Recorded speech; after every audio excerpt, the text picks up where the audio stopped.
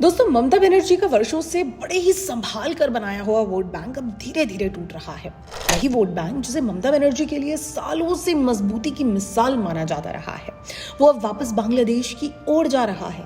दरअसल बंगाल में जब से स्पेशल इंटेंसिव रिवीजन यानी एसआईआर शुरू हुआ है, तब से ही तृणमूल कांग्रेस के साथ साथ वहां रह रहे अवैध प्रवासियों यानी बांग्लादेशी नागरिकों और रोहिंग्याओं का जीना हराम हो रखा है, जिससे इनका बांग्लादेश लौटने का सिलसिला तेज हो गया है। आप इस वीडियो को जरा देखिए।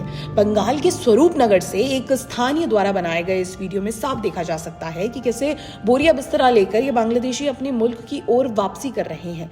ये वही लोग हैं जो अपनी ममता दीदी को वोट देकर सत्ता पर बिठाने के लिए भारत लाए जाते हैं, जो देश में अवैध रूप से पैर पसार चुके हैं। ऐसे में अब क्योंकि बिहार के बाद बंगाल में भी एसआईआर हो रहा है ताकि अवैध प्रवासियों का सफाया हो सके, तो ये भागने पर मजबूर है।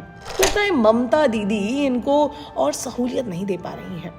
खैर, आपको बता दें, इनमें से कई बांग्लादेशियों को बीएसएफ द्वारा अरेस्ट भी किया गया है, क्योंकि अब सीमा पार से आने जाने की आवाजाही बहुत बढ़ गई है। ऐसे में जो लोग विपक्षी दलों का एसआईआर पर विरोध प्रदर्शन देखकर सोशल मीडिया में उन्हीं की भाषा बोलते हुए एसआईआर पर सवाल उठा रहे थे, उन्हें ये वीडियो देखना चाहिए। जो पूछा करते थे कि एसआईआर क्यों जरूरी है, उन्हें ये वीडियो देखकर समझना चाहिए कि एसआईआर के होने से चुनाव किस तरह से निष्पक्ष कहलाया जाएगा।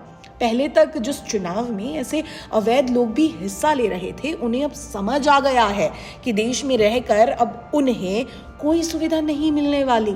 और देखिए, सही बात भी है, क्योंकि हम में से कोई भी नहीं चाहेगा कि हमारे देश के चुनाव में बांग्लादेशी घुसपैठिए वोट डालें। वोट देने का अधिकार केवल और केवल देश के नागरिकों को ही है, इसलिए एसआईआर बेहद जरूरी है। रही बात ममता बनर्जी की, तो वो शुरू से ही इसका विरोध कर रही थी। उनकी तिलमिलाहट उस वक्त शुरू हो गई थी जब एसआईआर की प्रक्रिया बिहार में चल रही थी। फिर जैसे ही एसआईआर बंगाल में शुरू हुआ, हमने देखा कैसे फेक वोटर कार्ड कभी इस इलाके से तो कभी दूसरे इलाके से पाए जा रहे थे। ऐसे में आखिरी रास्ता ममता बनर्जी की वोट बैंक का वापस बांग्लादेश भागना ही रह गया था।